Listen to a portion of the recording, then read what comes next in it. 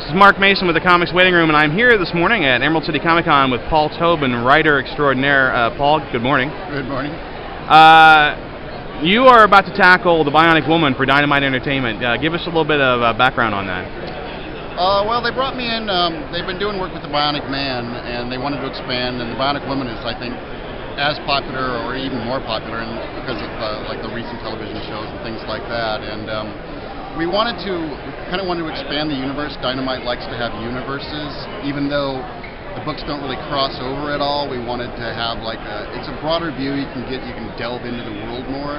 And I'm sort of known for writing the female characters, so we decided to, really expand on that. And they kind of gave me carte blanche as to what to do, what the story, how much involvement with Bionic Man, and even what changes have gone on in Jamie's life, even to a certain extent what bionic she has and her abilities and the boundaries of her world.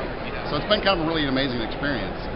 You mentioned you're kind of known for female characters. You've had a very variety-filled career, I think. You've done some interesting creator-owned work. I think of Banana Sunday off the top of my head. You've done some work for Marvel. Do you have a preference for anything, or do you just kind of take it as it comes, or? I get in discussions with writers, and sometimes they say, oh, I don't like working on this one particular character, or this particular type of thing I don't really like to do, and I've always felt that was kind of cheap, because as the writer, you're in charge. If it's a field you don't like, if it's a character you don't like, you can change it. That's exactly what you're supposed to do. You're supposed to love that character yourself. So I don't really have that much in the way of preference, because I can always change things into an area I love and kind of funnel it into as long as I can bring out character and a thing. If somebody says, we want you to write a 2,000-page thing that's just absolutely nothing but a big fight, I'm not as interested, because anybody can say he punches him and he breaks through a wall, and I kind of like to get into the characters behind it like that. Not that I don't love punching some guy through a wall. Do you do anything in particular to adapt to the different types of artists you work with? Because you work with a really broad spectrum of artists as well. Yeah, I really do kind of adapt. I like to. That's why it's sometimes kind of really hard when I'm writing for an artist that I'm not sure who it is yet. Like I'm doing there's a secret project coming up that I've done 4 scripts so far, and we still don't know who the artist is. So I can't gear towards them. So I have to sort of have this blank slate.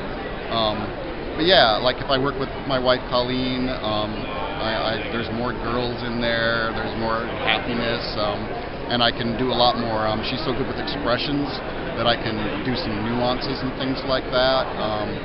Working with Mateo Lally on the Spider-Man things, I know that I can really have New York street scenes, because he will fill the New York street scenes. I've worked with other artists that I say it's a crowded New York street scene, and the art comes in, and there is literally no one on the street. So that lends an air of unbelievability to the story that I need to kind of avoid.